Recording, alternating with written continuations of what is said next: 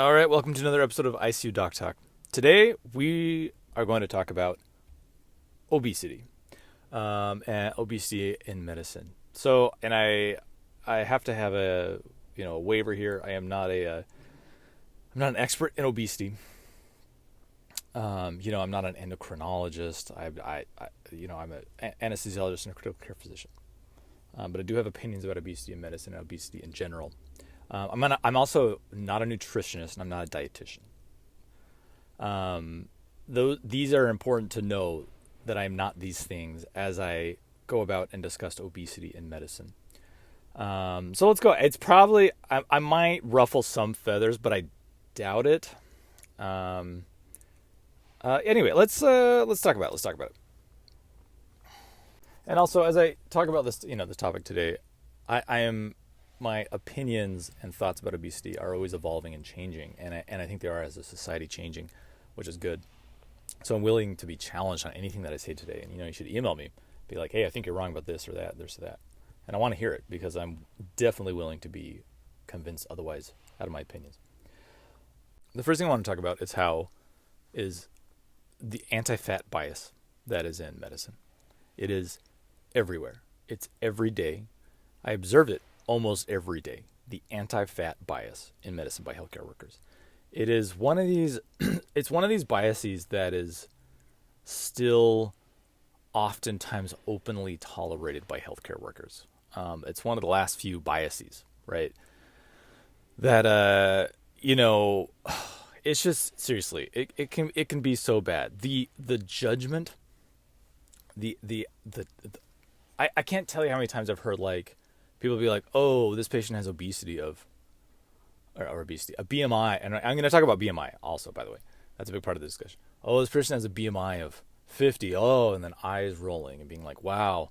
And I've heard terrible comments like, wow, that person's really, really good with the fork. Just these idiotic, asinine comments. I hear them almost every day.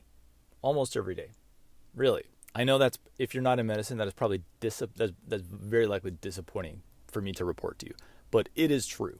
The moral judgment and the blaming of people for the bodies that they have, blaming that it's like some moral failing, that they are obese, is just deplorable. And I hate it so much. I get so sick of it.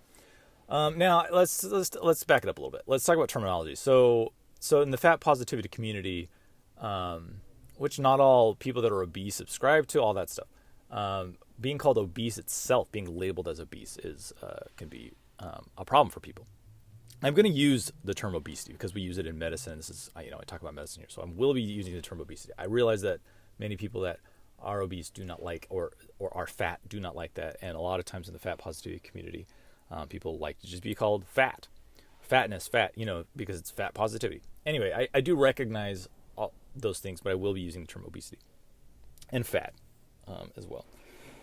So anyway, there's just deplorable things going on all the time, right? And this moral. So I want to be very clear as I go about this discussion. Their being obese is not a moral failing. It is not a failing of self-discipline.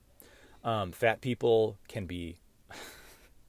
are intelligent. It sucks that this has to be said, but I gotta lay it all out, right? Fat people are intelligent. Fat people are athletic. Fat people have sex, right, and enjoy it. There's so many so many things there's so many biases against fat people that they're almost this in medicine and by other people and by thin people, that they're seen as just this other class of people, and it's awful and it's pervasive. I think fatness is extremely multifactorial. The reason people are fat there's many reasons people are fat, most of which are out of people's control. Now, when I say I'm going to ruffle some feathers, I do believe that there is when people are fat, sometimes it can be controlled by their behavior. Yes, I cannot deny that fact. Okay, I'm going to roll it out why I believe this, and that's why if you're part of the fat positivity community, you're not gonna like what I'm saying. You're probably gonna be angry at what I say, but I'm not gonna deny what I believe is true. So I do believe there is a certain degree of control over what someone's body type, not someone's body type, fat, how much fat someone has in their body. There is a tiny degree of control, but sometimes I think that control completely slips away, depending on the situation. Okay, let's back it up. So I have been fat in my life. Okay, so I make TikTok videos very rarely about fatness because it's so controversial, and I get tons of backlash. Doesn't really matter what I say. I have been fat. People will be like, "Oh, I can't believe this doctor's giving this opinion. He's been thin his whole life." No, I haven't. I've been fat. I was fat when I was a teenager. I was fat up into early adulthood. I was fat. I wasn't morbidly obese, but I had the experience of living in a fat body all of my adolescence. So that needs to be said. Like, I know the experience. I'm thin now, and I've been thin most of my adult life, but I just, that needs to be said. I've been fat. I know the experience. I know what it is. I know I've experienced the stigmatization of being fat, the rejection of being fat, of not being invited to things because of fatness. I have experienced a little of those things. Now, I've been fat as a man. That is an extremely different experience to being fat as a woman. Way, way, way different. Because for our society, it's okay to be fat if you're a man, but it's not if you're a woman, right? That's like the unspoken rules, right? Oh, it's okay, our standards of beauty, et cetera, right? It's just nonsense. This is awful gender expectations and the terrible double standards we have with gender. So I've been fat as a man, but I have not been fat as a woman, which is an enormous difference of societal expectations. All right, okay, so I'm all over the place here.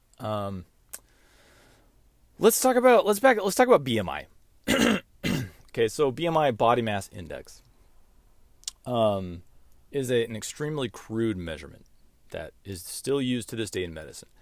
And there's a lot of backlash like that we shouldn't even talk about BMI. That BMI is not a thing that should even be in a person's medical chart. It's kind of a moot point. It will always be in a medical chart. It is literally a dimension. It's literally a measurement. So the problem is, what is it imbued with? The stigma that BMI is imbued with. That's the issue. It's not the actual measurement of BMI. So BMI is not a measurement of health. It's not. We act like it is in medicine often, and that's the problem. But simply knowing the proportions of a person's body is a useful measurement in medicine. It is. Again, this is another way I'm going to ruffle feathers. We should still use BMI in medicine. It is a simple measurement of dimensions of someone's body. So if I'm reading a patient's chart and we're thinking about the surgery or about a procedure I'm going to do in them, knowing what the dimensions of their body is useful information. Simply just knowing the measurements of a person's body. That is useful information. All of the stigma attached to it and the bias attached to it is what is bad. And you're not going to get rid of that by not using BMI. You can, And then there's this other concept that, well, BMI, someone can have a high BMI and have a, quote, healthy body or a fit body. And that is true. But it is realistically not true at all. Someone with a BMI of 45, if I'm bringing up a patient's chart and they have a BMI of 40 or 45 or 50 or whatever, that person is not going to be Dwayne The Rock Johnson. They're not. Okay, they're going to be fat, 100% of the time. So it's kind of a bad faith argument. Oh, like BMI doesn't really work because someone can have no fat tissue and have a high BMI. Like, yeah, that's true, but not with the extreme BMIs that we see, the high BMIs.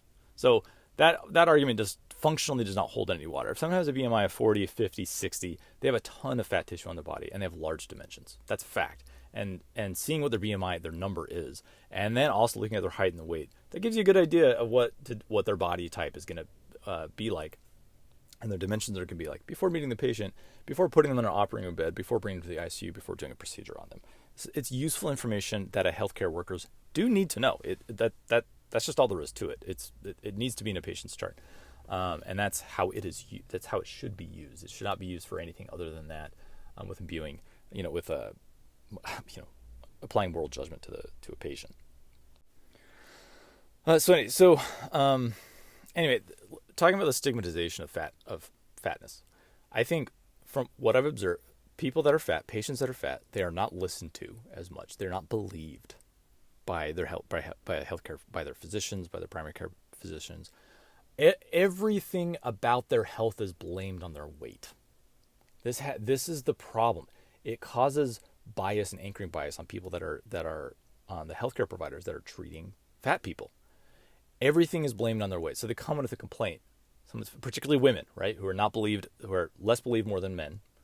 And then when they're fat, forget it. And then if they're a person of color, a fat woman person of color coming into the primary care physician saying they have having a complaint about something about their body, they're not going to, the chance of that person being believed, particularly if they're going to go see a white, thin man as their, forget it. I have no faith in that situation. Very, very little. I mean, now I don't want to be like, I don't want to make too many assumptions about people based on their colors, the color of their skin, etc. But that hypothetical situation, the probability of that patient being believed by their healthcare provider I think is very low. Now, obviously, there's exceptions to all that stuff, but it's just there's these terrible setups, and it has to do with biases and blaming health problems on people's fatness. Here's the biggest takeaway. This is what I want you to take away from this. You can be healthy and fat. You can be skinny and diseased. Like, people can be fat their entire lives and be healthy and live a long life and die and not have disease. Happens all the time. Fatness is not disease. Now, that is the controversy, right? And I get called out when I make these videos on TikTok. So the AMA, I think the CDC, they call obesity a disease. This is full of landmines talking about this, but I'm going to talk about it. I'm going to share my unadulterated opinion. You let me know. You email me and tell me you hate me. It's fine. It is really, really hard calling fatness or obesity a disease. It's a difficult thing to label this as a disease. It's really controversial. And here, I want to get into the meat of it. I want to explain why it's so hard to call this a disease and why it's also hard to not call it a disease. So the desire to call obesity a disease or to make it pathological, I get, and I guess I should say it doesn't. I don't think it actually ultimately matters that much. I don't think it matters. Oh, it's a disease. It's not a disease. It's kind of like the debate. I honestly don't think it matters. It matters what we do about obesity to fatness in medicine, which is respect people's bodies and not shame them, and know that people that are obese they can live perfectly healthy lives. I think that's ultimately what matters. So it's maybe this discussion is kind of a distraction, but I understand wanting it to be a disease. If you are obese and it's completely out of your control, and you've done everything you can to think of it as a pathology, can help you, deal with it.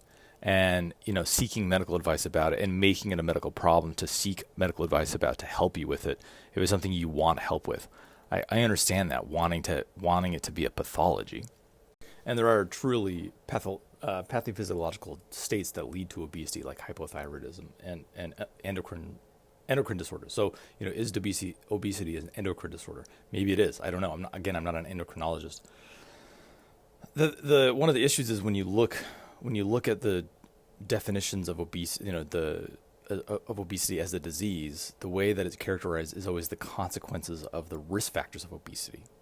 That's how it's defined, that it's a disease because it can lead to diabetes and cancer and osteoarthritis and high blood pressure and hypertension, which are other diseases.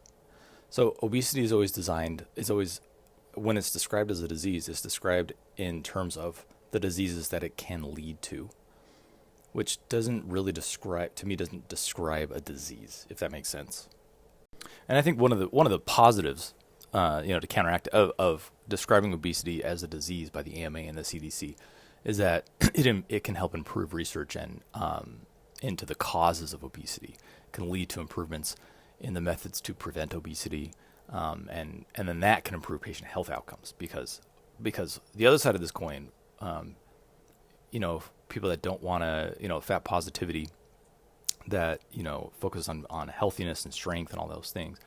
The things that I find that a lot of times the fat positivity ignores or doesn't recognize is that obesity 100% is a risk factor for disease. That is one of the main points I'm trying to make here about this whole discussion.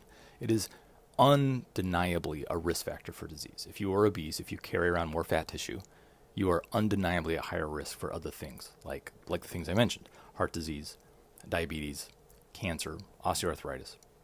And those things can have mortality, higher mortality and morbidity, increasing your chances of dying early and having other diseases. That is a fact. Very, very, very well documented. So maybe this discussion is moot. It doesn't really matter, I guess, is obesity disease. But one of the reasons I don't like, just personally, I don't like to see just, someone with more fat tissue. No, they don't have diabetes, they don't have hypertension, just more fat tissue. I don't consider that to be a disease state, because it brings stigma. It brings stigma, right? That's the other side of the coin. There's the stigmatization of disease, and the pathology, stating that is a pathological state, when maybe it's not. If just having more fat tissue without any of the diseases is a disease state, and you call that pathology, I don't know. It just doesn't seem true to me. It just doesn't seem true. It doesn't seem accurate. What is the pathophysiology of that? It's literally just having more fat tissue. I don't know. Overall, it's probably a positive thing, and I should probably just not discuss this or care about this anymore, meaning calling it a disease or not. It's probably a positive thing that it's called a disease because it calls attention to it from a public, funding standpoint and a research standpoint, and looks into the genetics and the environmental and the complex interplay of behavioral aspects that all contribute to obesity, and then which contribute to risk factors, which contribute to high morbidity and mortality. So I guess it's probably a good thing that it's called this disease. I'm going to shift gears a little bit. I want to talk about obesity and ECMO, particularly during the COVID pandemic. So as you may or may not know, I'm an ECMO practitioner, which stands for extracorporeal membrane oxygenation, which is a heart-lung bypass machine that we put very sick patients on at my major academic institution. So there are certain criteria and there are certain contraindications for putting a patient on ECMO. Like if I know someone has a bad brain bleed, I don't put them on ECMO because I don't think their long-term prognosis is good, and it's medically futile to put them on ECMO. Or for example, if someone's been doing chest compressions, we've been doing it, they've been in the field and they've been doing chest compressions for an hour and a half, they come to the emergency department. I'm not going to put that patient on ECMO because they likely were in a low flow state, and they very, very likely had poor brain perfusion, and they're probably not going to survive because their brain is irreparably harmed from anoxic brain injury. I'm not going to put that patient on ECMO. So we make this kind of risk assessment when I'm considering putting a patient on ECMO, and if they don't meet certain criteria, then I decide to not put that patient on ECMO. Now, BMI is a relative contraindication traditionally to putting patients on ECMO. Okay, now, this is dovetailing a little bit with my discussion about disease.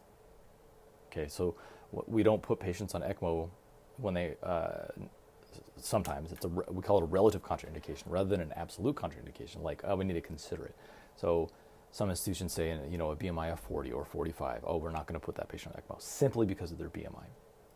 Okay, and I want to, do you already see the problem with what I'm talking about by calling obesity a disease? Because you're assuming that someone with a BMI of 45, that they're going to have a poorer chance of survivability compared to a counterpart that has a lower BMI, simply based on their BMI. Why do we believe that someone with a BMI of 45 compared to 25 is not going to survive, has a lower chance of survival? Let's say you take two patients. They are exactly the same. They're completely healthy, except one has a BMI of 25 and one has a BMI of 45. Why do we believe that if we put that patient with a BMI of 45 on ECMO, that they have a lower chance of survivability?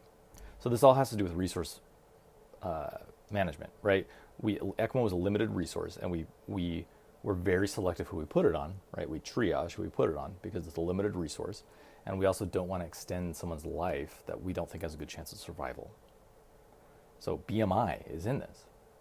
This is a problem because simply someone having a BMI of 45 compared to 25, they can have the exact same longevity. They can have the exact same state of health. They literally can, and often do. So there's also these other reasons. There are other reasons to pause and maybe not put a person on ECMO if they're obese. Like if they have a huge pannus. A pannus is like a big fold of fat tissue that hangs over someone's waistline. That's called a pannus. And if that's large, there could be technical difficulties of even putting someone on ECMO, because we often put ECMO catheters in their groin, in their femoral vessels. So there's that aspect. And then there's also problems with running a pump, the ECMO pump, with someone with, if they have a lot of fat tissue around the cannulas, and the cannulas aren't reaching far enough into the vasculature, into the blood vessels, because the blood vessels don't grow as if someone gains fat tissue. Then you have trouble actually even running your pump, and then meeting the metabolic demands of extra fat tissue and, can be challenging as well. So there are those reasons.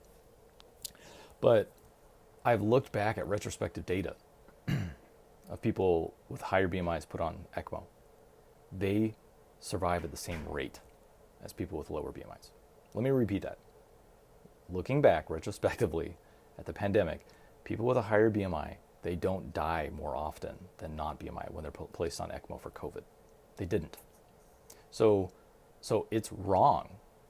What I'm saying is, it is wrong to just look at someone's BMI and make that as a determination to put them on ECMO. It's wrong. In fact, there are plenty of studies. Again, these are retrospective, smaller studies, but there's a lot of them that showed that people with obesity actually did better than thinner people with COVID. Why? So it's kind of this phenomenon called the obesity paradox. So why is that?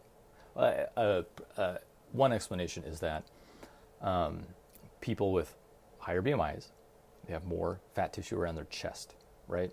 So they have worse compliance of their chest wall. What is compliance? It's how easily a chest wall moves up and down, right? A balloon is very compliant. A propane tank is not compliant. Just think of it that way.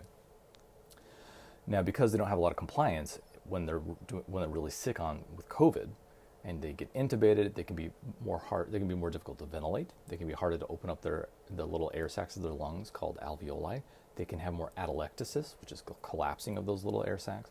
And so their oxygenation can appear worse, and it can legitimately be worse. And so they can appear worse, then you put them on ECMO, and maybe they weren't as bad as their thinner counterpart. Additionally, one of the reasons people die from I'm getting into the weeds a little bit here, but one of the reasons someone can die from ARDS, COVID ARDS, is because of high transpulmonary pressures and gradients, meaning we put a bunch of positive pressure into the lungs, and it's not matched by pressure on the other side of the lungs, and it causes lung alveolar injury, alveolar strain, whatever you want to call it. If a fat person has has poor chest wall compliance, and it's providing a good counter gradient to the positive pressure we're getting through a vent, they may have less lung damage from the ventilator, if that makes any sense to you. So not only did in multiple studies did people with obesity not die as often, but a lot of times they did better than the thinner counterparts. So do you see the problem with putting pathology on high BMI? Do you see what I'm talking about? This is a direct consequence of what I'm talking about. When medical staff see a BMI of 45 or 50 and they think that person will not survive, is less likely to survive than this thinner counterpart, so I'm going to withhold a life-saving measure because of that reason.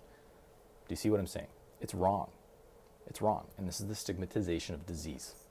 And this is why I have an issue with this.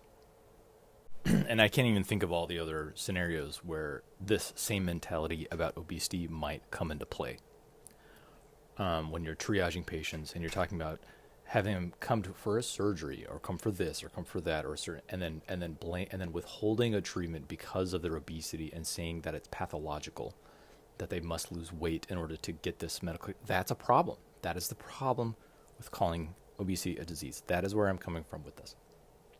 So it's complicated, right? This is extremely, extremely complicated. I think I'm going to continue this discussion talking about a book that will help. This will also, discussing my notes from a book.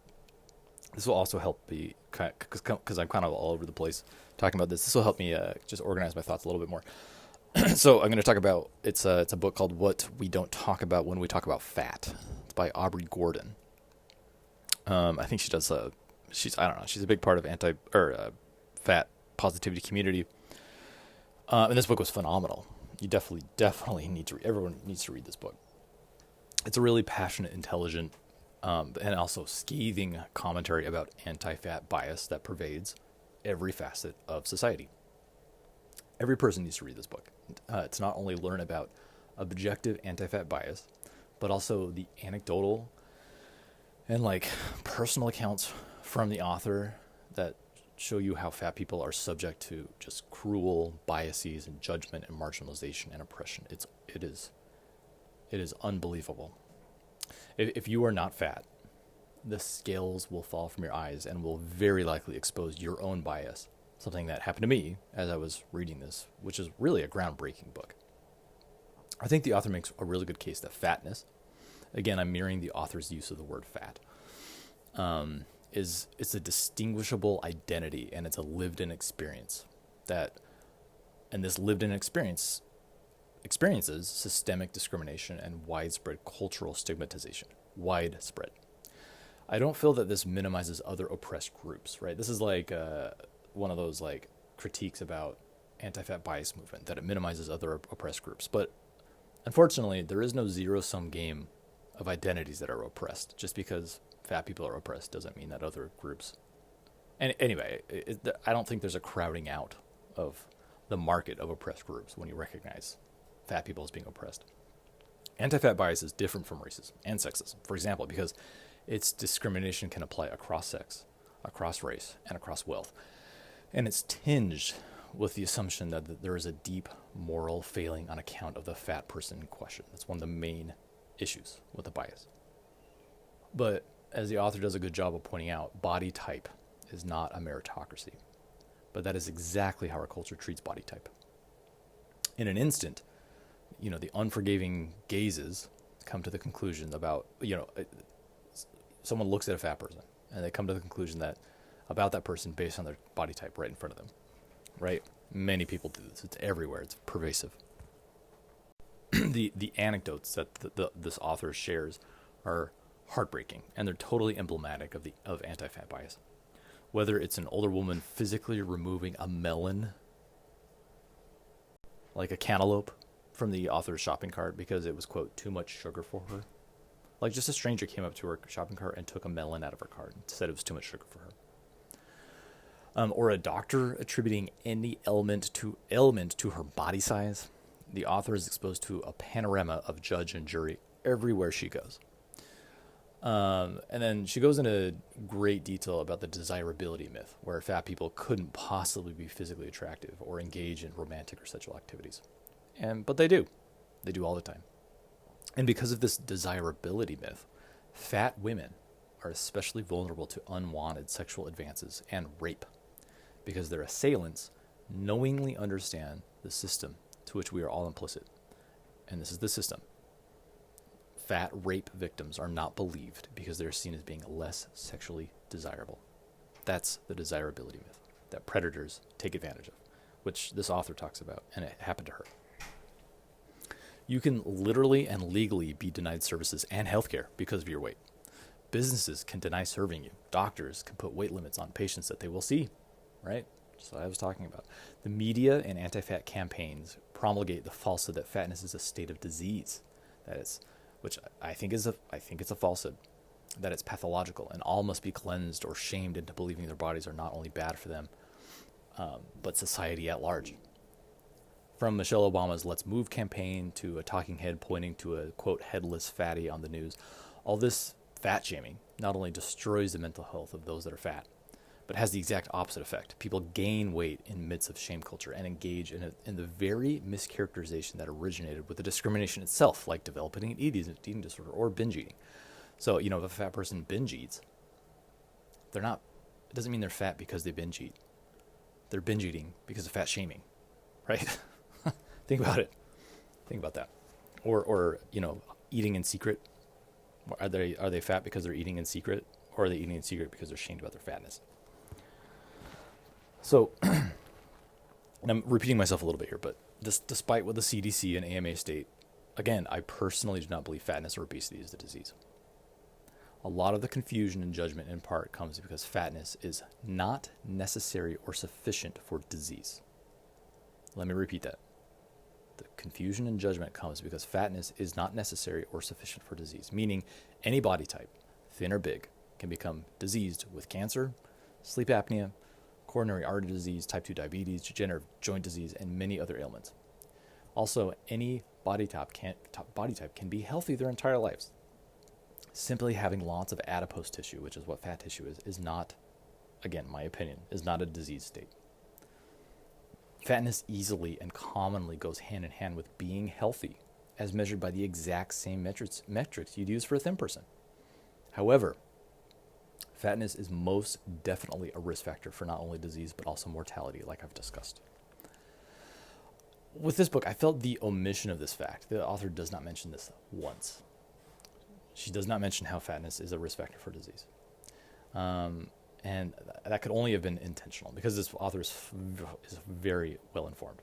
So I think that was intentional. And I think it slightly hurt the author's objectivity and credibility, in my opinion, because she should have mentioned that. The author spends quite a bit of time providing evidence that dietary modifications, particularly, quote, calories in, calories out, do not result in long-term changes. The evidence she provides has issues with selection bias, looking at those who have tried to lose weight and didn't. There certainly exists a population of people that have tried to lose weight and they have kept it off. That type of person does exist, and they don't get mentioned in fat positivity discussions. This population of people is never mentioned in this book, which leaves the discussion incomplete. Additionally, just pushing back on the author a little bit. If calorie in, calorie out truly did not result in change of body type, or I should say body mass, then bariatric surgery would result in no weight loss. But bariatric surgery, it does. It's extremely effective at long-term weight loss in a durable way. So the author indirectly and directly eschews accountability for fat tissue. And I sincerely believe she is mostly correct, given how, ancient human genes interfaces with modernly modified food. But here's the elephant in the room. Is there a line between accountability and genes? If such a line exists, where is that line? So given that there is a clear causal correlation with risk of morbidity and mortality that increases with fatness, this is not an arbitrary question predicated on discrimination. It's a clinical question based on fact. Being fat puts a person at increased risk of disease and dying. That's a fact. Losing that fat decreases that risk. That is also a fact. And I will not deny that. It doesn't matter how angry people get at me. It's true. Given the unprecedented landscape that we have modernly of access to high-calorie foodstuffs that are literally engineered for addiction, I think this is an extremely hard question to answer about accountability, about people's fatness.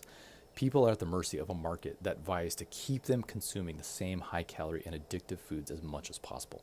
And then you pair that with genetic makeup, stigmatization of fatness, diet culture, and the immeasurable impact on a person's mental health. And I think accountability about someone's fat tissue almost entirely goes out the window. I do wish the author had gone into more detail about the food and agricultural industry and their complicitness in this. Anyway, this is a phenomenal book, despite my small misgivings, the incomplete discussion. It's about anti-fat bias and its discrimination and how it's pervasive in our society. It's harmful, it's dangerous, and it's shameful. So I highly recommend you read this book, What We Don't Talk About When We Talk About Fat by Aubrey Gordon. Anyway, I think I'll leave this discussion at that. Email me at icudrecmo@gmail.com to tell me, to push back about things that I've said.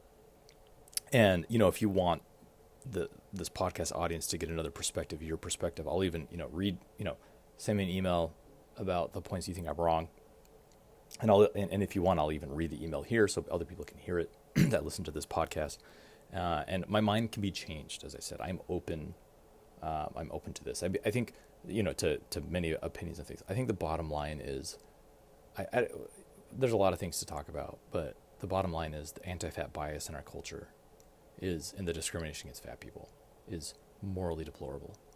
And in medicine, and it's inexcusable, and it's harmful to fat people and obese people, and it needs to stop. I don't know how to get it to stop, but I totally think fat positivity is a good thing, right? Like, so this author that I talked about, she gets death threats and stuff because people are like, oh, how dare you, you're killing people because you're making them okay with being fat. And that's not what she's doing. She's helping people with their mental health. She's helping people accept their bodies. I think she's doing tremendous work. So I don't,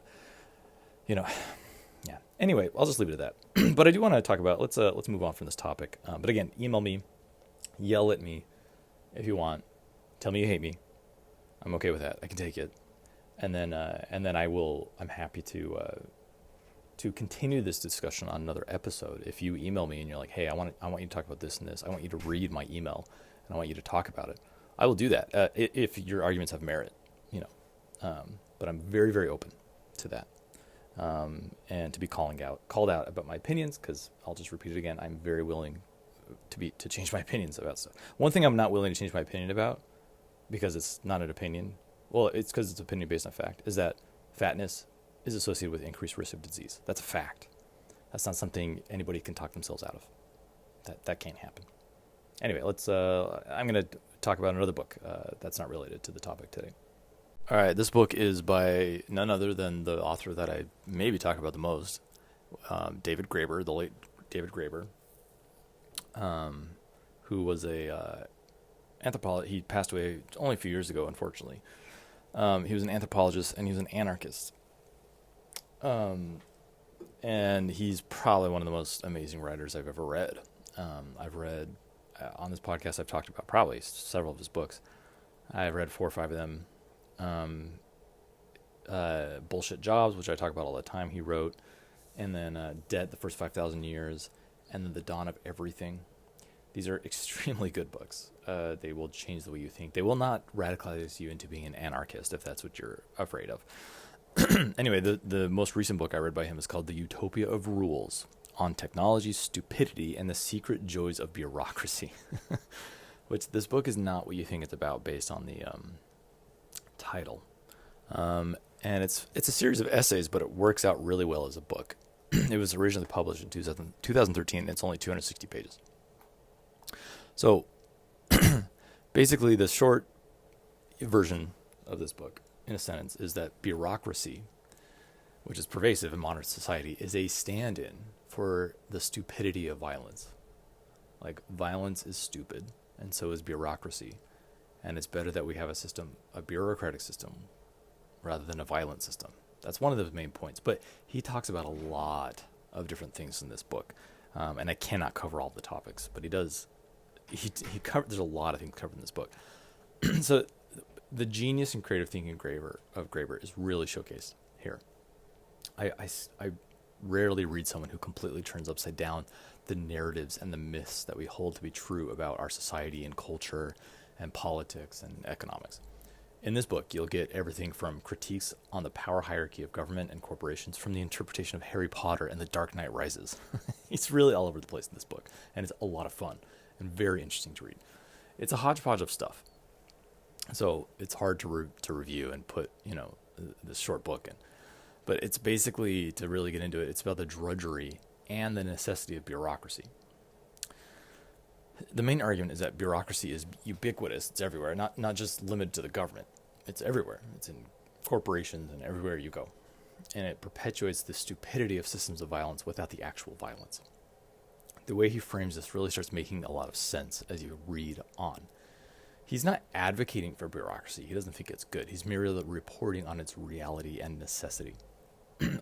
Police officers don't mete out justice or really protect. I mean, yeah, they maybe they do in rare circumstances. They're really just enforcers of rules, which are often arbitrary rules. Basically, police officers are bureaucrats with weapons. And that really, think about your interactions with police yourself. They're bureaucrats that have guns, and they enforce the rules of their bureaucracy. Free markets actually increase government bureaucracy, which is not something that people really talk about or think about, because they need more rules and regulations to actually maintain the market, which is the paradox of quote-unquote free markets. There's nothing efficient or streamlined about a free market. It simply is a bureaucracy in tandem and collusion with the government. For over 100 years, the U.S. has been deeply bureaucratic, despite its hyper-individualistic ideologies. Most Americans don't admit this or even understand this. Our lives are dictated by rules everywhere, often with the immediate threat of violence if we don't comply. That's just a fact of life that we're just used to. We think is normal. And so what bureaucracy does is it takes something inherently stupid, which is violence, and reinstitutes it into a new stupid form, but without direct violence. The rise of financialization made bureaucracy this like opaque black magic that even its own practitioners don't really understand. Financial rules and financial markets. American wealth comes from the speculative investments on other people's debts that are entrenched in incomprehensible and often nonsensical bureaucracy. The state is merely a mechanism to enforce corporatocracy and arbitrary profit extraction. You cannot have one without the other, and they're all complicit in one grand bureaucracy. A really amazing concept explored here is something Graeber calls interpretive labor, which those in an underclass or an oppressed class must exercise. And here's what he means. The dominant group, which is often men and traditionally has been white people and is, arguably still white people today, easily exercise violence, traditionally with impunity, right? Like men being violent toward women, obviously it's not, that is more frowned upon today, but there's still the threat of dominance and violence in homes domestically, right? But men could, with impunity, inflict violence on their wives. We'll say, let's just say 100 years ago to make it simple, or during the era of chattel slavery, a slave master could just inflict violence with impunity, right? And there's not intelligence and thought in inflicting violence. It's a very raw, stupid thing, right? There's no intelligence behind it. There's no thought. There's no emotional intelligence behind it. So, and there's zero understanding of the other party, the victim party, right? The dominant group does not have to understand them. So when the threat of violence is always there from the dominant group, they don't expend any energy to interpret or understand other people. So there is a corruption of creativity, of thought in the dominant group, if that makes sense. So the oppressed group, whether it's women or black slaves or today, other oppressed groups, to even survive, oppressed groups, they must interpret social and power dynamics and become adept at understanding emotions and relationships. So what people call women's intuition is simply women exercising more interpretive labor than men out of necessity, not because they enjoy it, not because they have a natural proclivity towards emotional intelligence. They do it out of necessity of survival, and that is interpretive labor. It's the same phenomenon, like I'm saying, with black people analyzing and understanding white society, where the average white person understands nothing about black culture or black people because they don't have to, because they're the dominant racial group. Incredible concept, interpretive labor. Think about it. It's amazing. Another amazing concept that Graeber explores is that all technological advancements promised in like the 1950s and 60s and 70s, like interstellar space travel and flying cars, etc., were never delivered on. Like none of it. And he argues, and it's a stretch, but he argues that this is because the mechanization and automation of labor has a tendency to free the labor class up, erasing the conditions of labor exploitation and rent sinking. So mechanization, while it may help a company in the short term by cutting like labor costs, it actually decreases long-term profits because human labor can be exploited way more than robots through their labor, and also through their consumption, which makes that merry-go-round keep going. Graeber argues that there was a deliberate attempt to slow technological advancement to stop social upheaval and continue labor exploitation, which is a stretch. He says this is what was meant when Newt Gingrich said he was a, quote, conservative futurist trying to control the disruption of technology. It's a very interesting theory. It's backed by zero evidence, but it's a fun and interesting discussion. And you will find all sorts of stuff like this in this book. It's awesome. It's a short read. It's easy to read. And it'll just get you thinking about different things, get the juices going in your brain. So like everything else by David Graeber, I highly recommend this book. It's called Utopia of Rules on Technology, Stupidity, and the Secret Joys of Bureaucracy by David Graeber. Pick it up. Easy read. I listened to the audiobook, and I think it was free on Audible. I don't think I paid anything for it. I think it was just there for free. Go read it. Go listen to it. It's awesome. All right, I think I'll wrap it up. Thanks for joining me this week. I hope to have one up, and not next week, but I'm going to be recording more episodes. Email me at icudoctor@gmail.com. Follow me on TikTok, icudoctor, and I'm on Instagram, icudoctor TikTok. I'm also on Threads. That's all I got. Thanks.